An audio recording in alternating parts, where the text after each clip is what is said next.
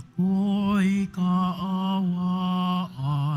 mo, mahal kong Diyos, sang-ayon sa iyong kagandahang loob.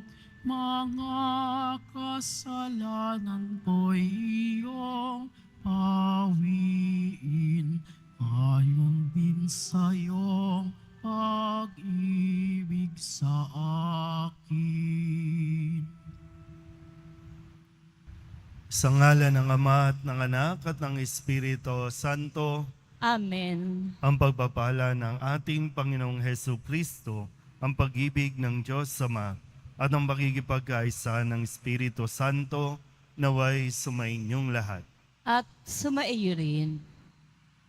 Mga kapatid, tinipon tayo bilang mga kaanib na angkan ng Diyos, kaya dumulog tayo sa maawaing Panginoong nagpapatawad ng lubos. Sinugong tagapagpagaling sa mga nagsisisi, Panginoon, kaawaan mo kami. Panginoon, kaawaan mo kami. Dumating na tagapaganyayang mga makasalanan ay magsisi, Kristo, kaawaan mo kami. Kristo, kaawaan mo kami. Nakaluklok ka sa kanan ng Diyos Ama para ipamagitan kami. Panginoon, kaawaan mo kami.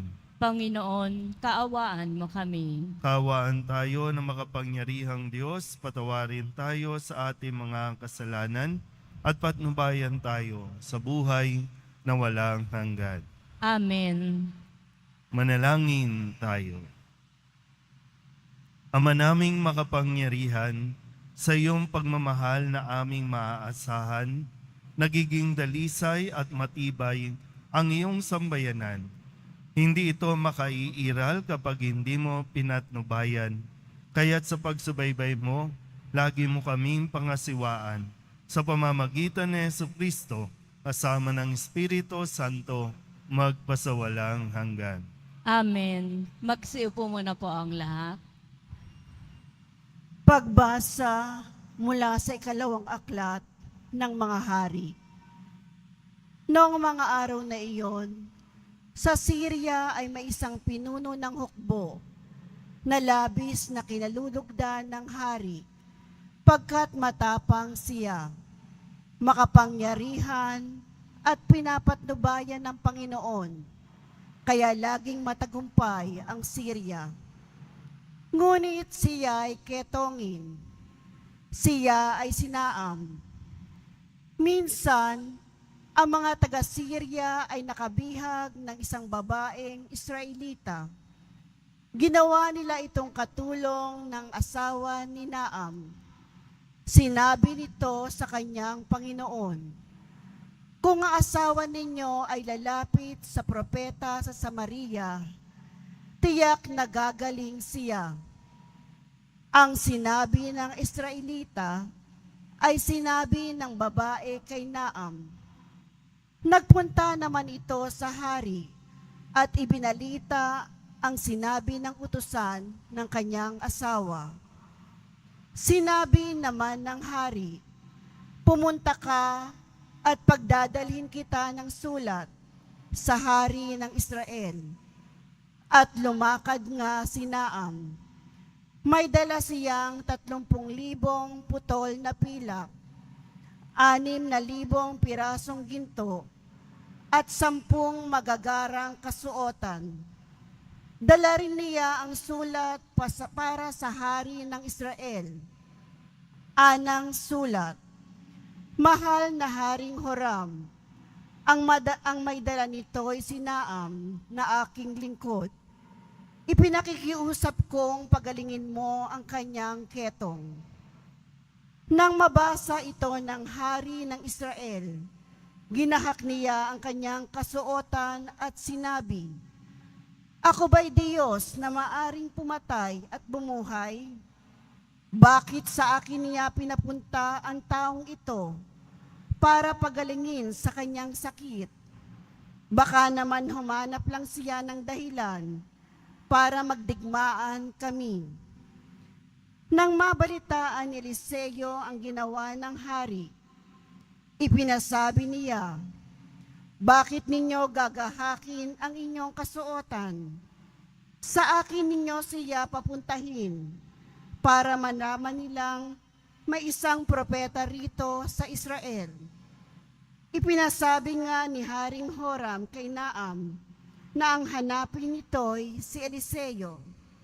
Kaya sumakay ito sa kanyang karwahe at nagpunta kay Eliseo, kasama ang marami niyang kawal na kabayuhan. Ipinasabi sa kanya ni Eliseo, pumunta ka sa ilog Jordan, lumubog ka ng 7 beses at mananauli sa dati ang iyong katawan. Gagaling ang iyong ketong. Nang marinig ang sinabi ni Eliseo, nagalit si Naam at patabog na umalis. Sinabi niya, akala ko po na may sasalubungin niya ako. Tatayo siya ng tuwid. Tatawagan ng Diyos niyang Panginoon sa ilog Jordan at itatapat sa akin ang kanyang mga kamay upang ako'y gumaling. Bakit doon pa niya ako pasisisirin? Bakit hindi sa alinman sa mga ilog ng Damasco, tulad ng Abana at ng Farfar? Hindi ba't malinis iyon kaysa alinmang tubig sa Israel? Siguro na may mas madali akong gagaling kung doon ako maliligo. At galit na galit siyang umalis. Lumapit sa kanya ang kanyang mga katulong at sinabi, Panginoon, hindi ba't gagawin ninyo kahit mahirap pa riyan ang ipagawa sa inyo ng propeta? Gaano pa iyang pinaguhugas lang kayo para luminis? Kaya nang mapag-isip-isip ito ni Naam, lumusong siya ng ilog Jordan at lumubog ng 7 ulit. At tulad ng sinabi ni Eliseo, na nauli sa dati ang kanyang katawan at kuminis ang kanyang balat, tulad ng balat ng sanggol. Si Naam at ang kanyang mga kasama ay nagbalik kay Eliseo. Sinabi niya, ngayon napatunayan kong walang ibang Diyos sa ibabaw ng lupa, kundi ang Diyos ng Israel.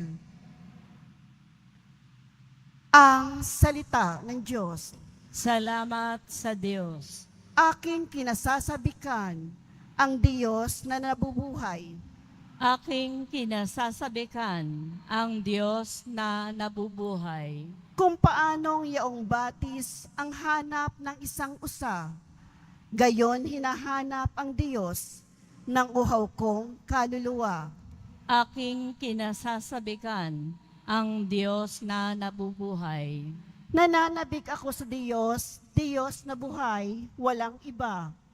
Kailan kaya maaring sa harap mo ay sumamba? Aking kinasasabikan ang Diyos na nabubuhay. Ang totoo at ang liwanag, buhat sa iyo ay pakamtan, upang sa Siyon ay mabalik, sa bundok mong dakong banal, sa bundok mong pinagpala, at sa templo mong tirahan. Aking kinasasabikan ang Diyos na nabubuhay. Sa dambana mo, O Diyos, ako naman ay dudulog. Yamang galak at ligaya ang sa akin iyong dulot. Sa saliw ng aking alpay, magpupuri akong lubos. Buong lugod na aawit ako sa Diyos, na aking Diyos. Aking kinasasabikan ang Diyos na nabubuhay. Magsitayo na po ang lahat.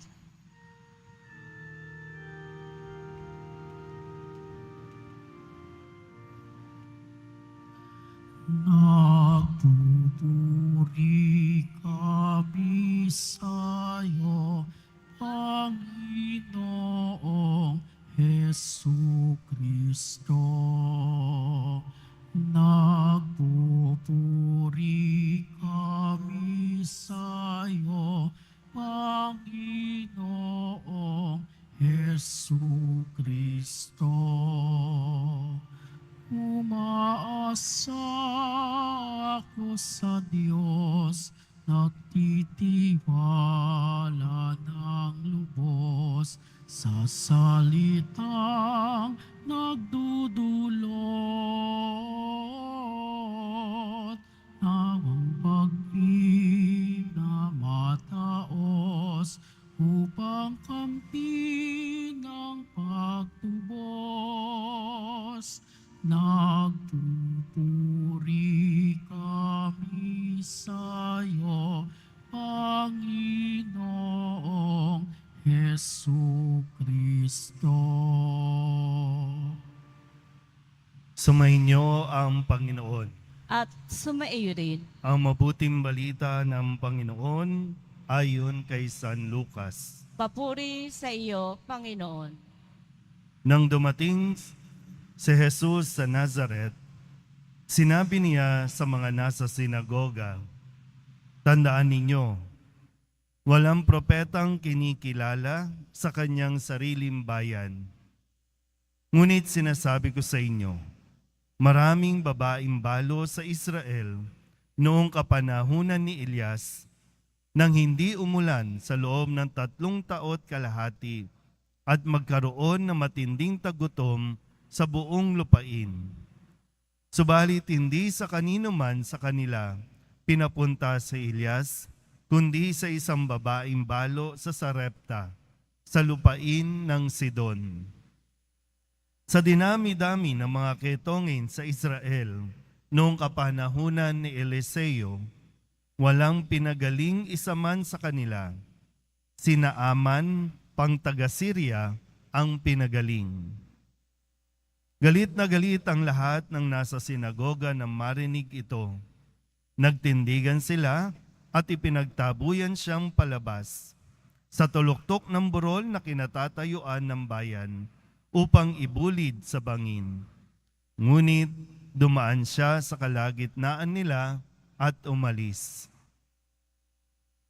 Ang mabuting balita ng Panginoon. Pinupuri ka namin, Panginoong Hesu Kristo. Magsiupo muna po ang lahat. Isang magandang umaga po sa inyong lahat. Ngayon po ay Lunes ng 3 linggo ng ating pong 40 araw na paghahanda para sa Pasko ng Pagkabuhay. At nawa, simulan natin ang linggong ito ng may positibong pananaw, positibong pag-iisip o yung mindset natin. No? Kumbaga, nakalipas na yung mga ilang araw, ngayon ay nagsisimula tayo sa panibagong linggo, baunin natin lagi yung mas makakatulong sa atin sa pagtahak natin, sa paglalakbay natin, doon sa pinapangarap natin na marating. Kadalasan po, marami tayong sinisisim mga tao kung bakit hindi tayo nakakarating sa gusto natin, kung bakit di tayo umaasenso, kung bakit hindi tayo yumayaman, o hindi tayo nakakarating sa pangarap nating napuntahan dahil lamang sa iniisip natin lagi kung ano ang gusto ng mga tao na inaasahan nila sa atin. Pag ganon tayo ng ganon, wala talaga tayong mararating. Wala kang ibang dapat sisihin kundi ang sarili mo dahil ikaw pa rin ang nagdidesisyon. Kaya nga ngayon, pinapaalala sa atin ng Pong Jesus Nazareno na mismong siya, nakaranas siya ng rejection.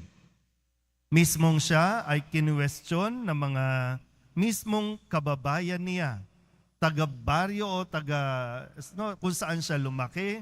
Pero dito, sinabi nga dahil naranasan ni Kristo, walang propeta ang tinatanggap sa kanyang sariling bayan dahil lamang sa mga biases o kaya naman mga yung panghuhusga nila o hindi nila matanggap na mayroong isang tao na hindi inaasahang magiging magaling o mas magaling sa kanila.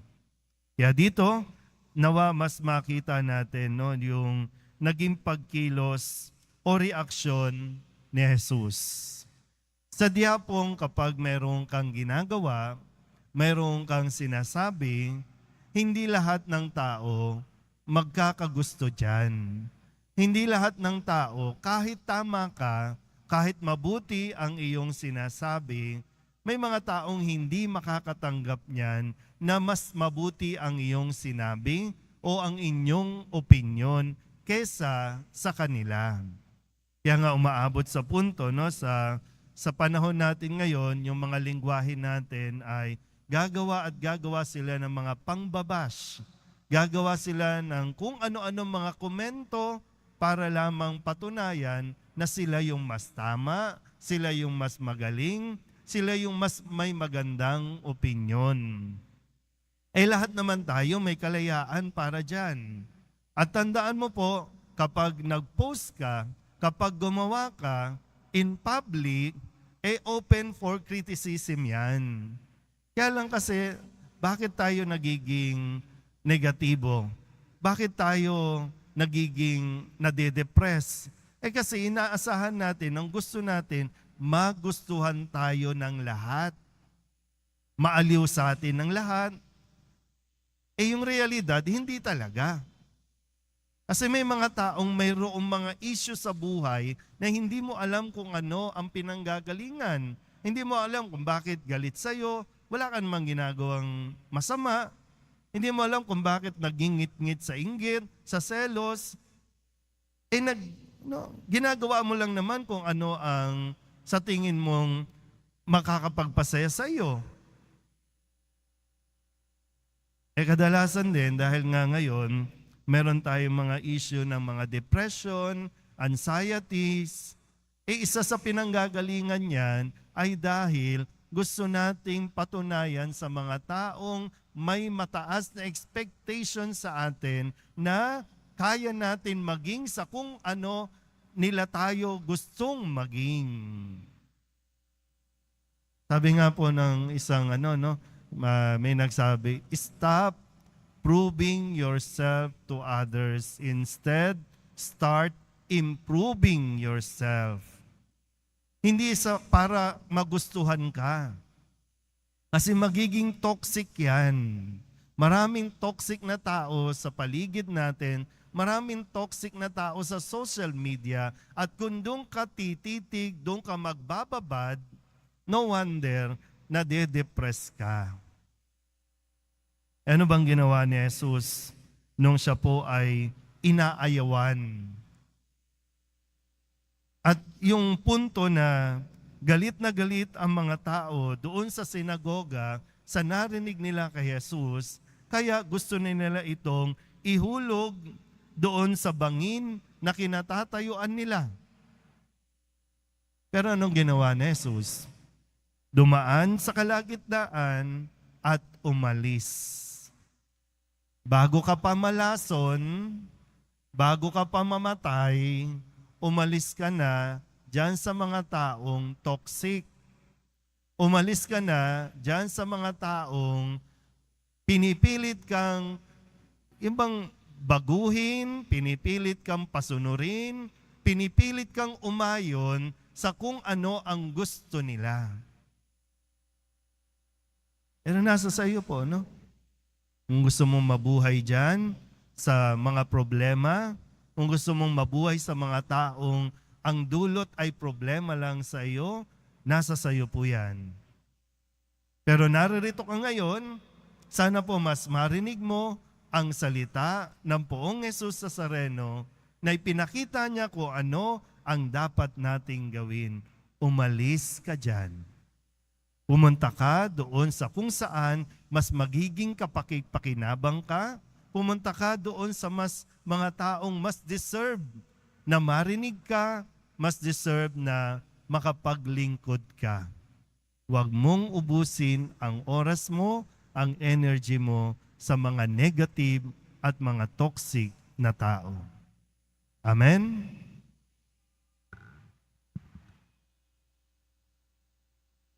Magsitayo na po ang lahat. Minamahal kong mga kapatid, si Jesus ay hindi tinanggap sa kanyang sariling bayan. May pananampalatayang tinatanggap natin siya bilang ating Panginoon at tagapagligtas at nananalangin tayo sa ngalan niya. Ang ating itutugon, Panginoon, tulungan mo kaming magmahal ng tulad ni Jesus. Panginoon, tulungan mo kaming magmahal ng tulad ni Jesus. Ang mga pinuno ng simbahan naway magpahayag ng salita ng Diyos ng may tapang at isabuhay ito ng may paninindigan. Manalangin tayo. Panginoon, tulungan mo kaming magmahal ng tulad ni Jesus. Ang mga magulang na Kristiyano naway maging malakas upang makasunod kay Kristo na siyang daan at ang katotohanan at ang buhay. Manalangin tayo. Panginoon, tulungan mo kaming magmahal ng tulad ni Jesus. Ang ating pagpapakasakit ngayong Kwaresma naway gawin ng higit na bukas na mapanligtas na pag-ibig ng Diyos. Manalangin tayo. Panginoon, tulungan mo kaming magmahal ng tulad ni Jesus. Ang mga may sakit na nahihirapan sa kanilang kalagayan, naway makita ang presensya ng Diyos sa kanilang buhay sa pamamagitan ng pangangalaga at malasakit ng kanilang mga pamilya. Manalangin tayo. Panginoon, tulungan mo kaming magmahal ng tulad ni Jesus. Idulog din natin sa Panginoon ang ating mga personal na kahilingan at mga panalangin para sa ating mga pamilya, kasama ang mga kahilingan ng mga nanonood sa online. Lahat ng mga misang pasasalamat, espesyal na intensyon, agarang paggaling ng mga may sakit, at ang lahat ng mga kaluluwa na inihiling na ipagdasal sa misang ito.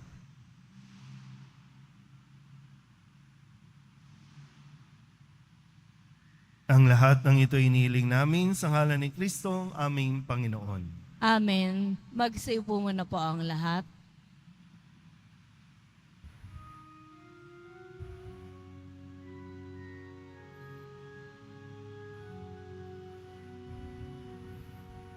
Sa pagsunod sa utos mo, nalulugod akong labis, di masukat ang galak ko, pagkat aking iniibig. Sa'yo aming handog ang tinapay at alak na ito, handog ng iyong bayang sumasamo, humihingi ng patawad mo. Magsitayo na po ang lahat. Manalangin kayo mga kapatid upang paghahain natin ang kalugdan ng Diyos Amang makapangyarihan.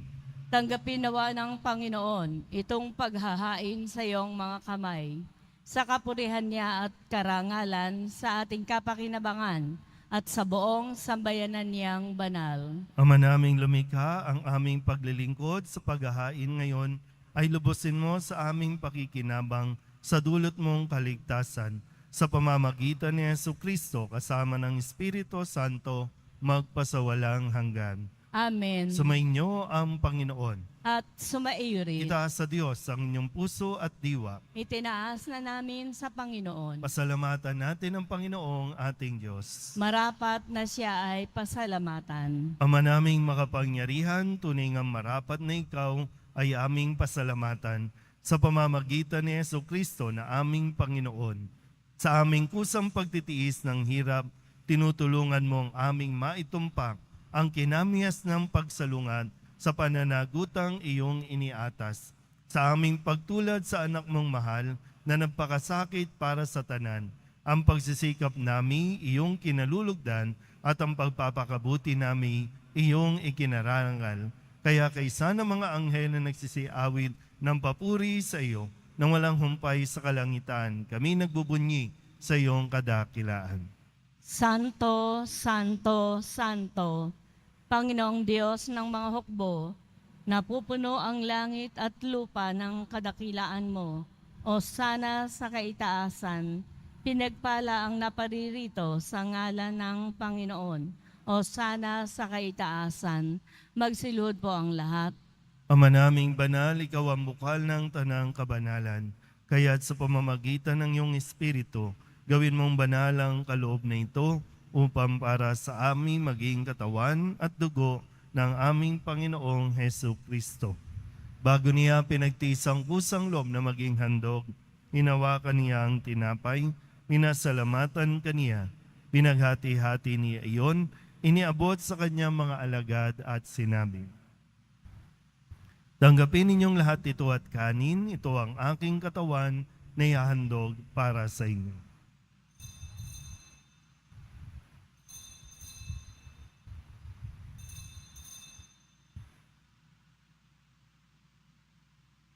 Gayun din naman nang matapos ang hapunan, hinawakan niya ang kalis, muli kaniyang pinasalamatan.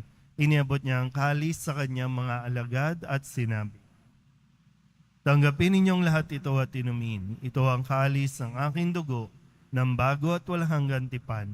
Ang aking dugo na ibubuhos para sa inyo at para sa lahat sa ikapagpapatawad ng mga kasalanan. Gawin ninyo ito sa pag-alaala sa akin.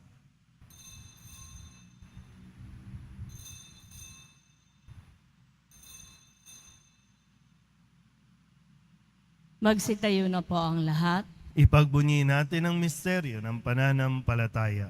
Si Kristo'y namatay, si Kristo'y nabuhay, si Kristo'y babalik sa wakas ng panahon. Ama, ginagawa namin ngayon ang pag-alaala sa pagkamatay at muling pagkabuhay ng iyong anak, kaya tiniaalay namin sa iyo ang tinapay na nagbibigay buhay at ang kalis na nagkakaloob ng kaligtasan. Kami nang papasalamat dahil kami iyong minarapat na tumayo sa harap mo para maglingkod sa iyo. Isinasamo namin kami magsasalo-salo sa katawan at dugo ni Kristo ay mabuklod sa pagkakaisa sa pamamagitan ng Espiritu Santo. Ama, lingapin mo ang iyong simbahang laganap sa buong daigdig. Puspusin mo kami sa pag-ibig kaysa ni Francisco na aming Papa at ni Jose na aming Obispo at ng Tanang Kaparian. Alalahanin mo rin ang mga kapatid naming nahimlay nang may pag-asang sila'y muling mabubuhay, gayon din ang lahat ng mga pumanaw. Tawaan mo sila at patuloyin sa iyong kaliwanagan. Tawaan mo at pagindapating kaming lahat na makasalo sa iyong buhay na walang wakas. Kaysa ng mahal na Birhen Maria na Ina ng Diyos, ng kabiyak ng puso niyang si San Jose.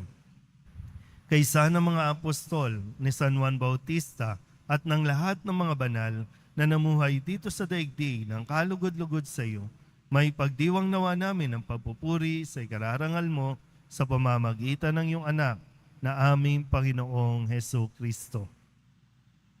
Sa pamamagitan ng Kristo, kasama niya sa Kanya, ang lahat ng parangal at papuri ay sa iyo, Diyos amang makapangyarihan, kasama ng Espiritu Santo, magpasawalang hanggan.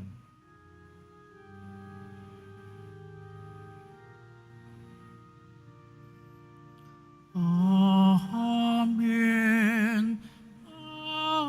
Amen. Amen.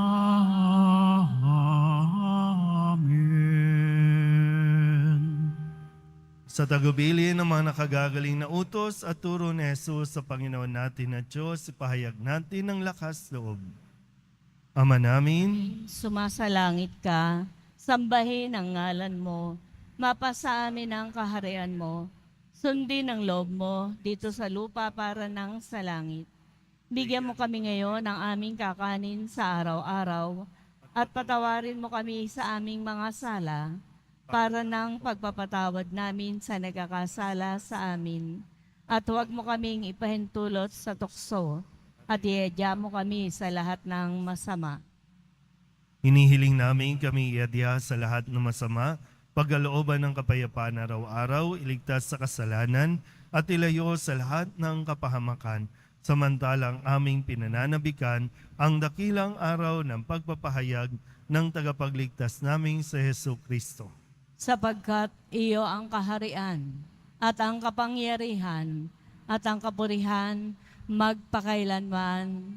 Amen. Panginoong Hesu Kristo, sinabi mo sa iyong mga apostol, kapayapaan ang iniiwan ko sa inyo, ang aking kapayapaan ang binibigay ko sa inyo. Tunghayan mo ang aming pananampalataya at huwag ang aming mga pagkakasala.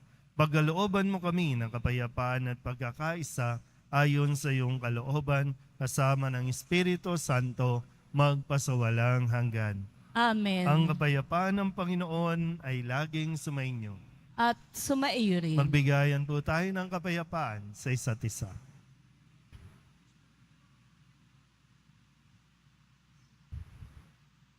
Kordero ng Diyos na nag-aalis ng mga kasalanan ng sanlibutan, maawa ka sa amin. Kordero ng Diyos na nag-aalis ng mga kasalanan ng sanlibutan, maawa ka sa amin. Kordero ng Diyos na nag-aalis ng mga kasalanan ng sanlibutan, ipagkaloob mo sa amin ang kapayapaan. Magsilod po ang lahat. Ito ang kordero ng Diyos. Ito ang nag-aalis ng kasalanan ng sanlibutan. Mapalad ang mga inaanyayahan sa kanyang piging. Panginoon, hindi ako karapat-dapat na magpatuloy sa iyo. Ngunit sa isang salita mo lamang ay gagaling na ako. Katawan ni Kristo, Amen.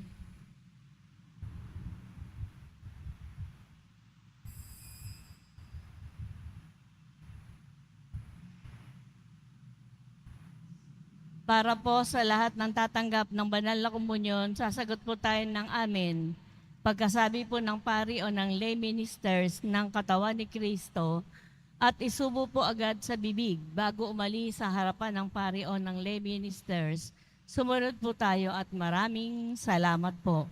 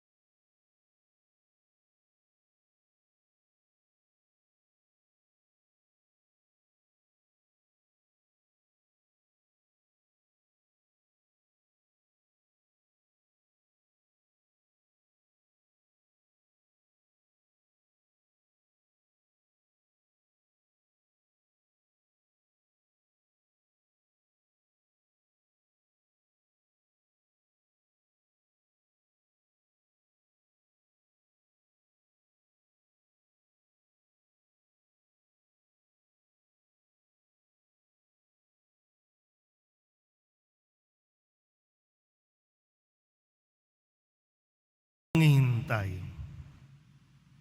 Ama naming mapagmahal, ang pagsasalo namin sa banal na pakikinabang ay magdulot nawa ng kadalisayan at magkaloob ng kapayapaan sa pamamagitan ni Jesucristo kasama ng Espiritu Santo magpasawalang hanggan. Amen. Sumainyo ang Panginoon. At sumaiyo rin. Manalangin tayo para sa pagbabasbas. Mahal na pong Jesus Nazareno, inihayag mo sa pamamagitan ng krus ang walang maliw na pag-ibig ng Diyos sa sangkatauhan. Pakinggan mo ang kahilingan ng iyong angkan na nagsusumamo sa iyo. Makamtanawa nila ang iyong katugunan at tanggapin ang kasagutan na may utang na loob na tinatanaw. Basbasan din po ninyo ang mga dala-dala nilang mga imahin at dasalan at lahat ng mga may karamdaman. Sa pamamagitan ng bendisyon na ito, naway maalala nila ang mga pangako nila noon sa binyag na ikaw ang kanilang ibigin at paglilingkuran bilang Panginoon magpasawalang hanggan. Amen. At pagpalain kayo ng makapangyarihang Diyos, Ama at Anak at Espiritu Santo. Amen. Humayo kayong taglay ang kapayapaan ng Poong Jesus Nazaret. Salamat sa Diyos.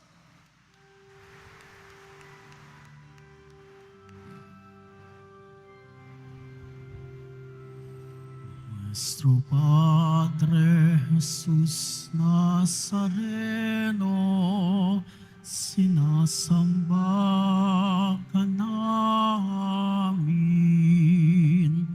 pinipintuho ka namin, aral mo ang aming buhay at kaligtasan. Nuestro Padre Jesús Nazareno, iligtas mo kami sa kasalanan. Ang krus mong kinamatayan ay sagisag ng aming kaligtasan. Nuestro Padre Jesús Nazareno, dinarangal ka namin. Nuestro Padre Jesús Nazareno, niluluwalhati ka namin. Nuestro Padre Jesús Nazareno, inarangal ka namin. Nuestro Padre Jesús Nazareno, niluluwalhati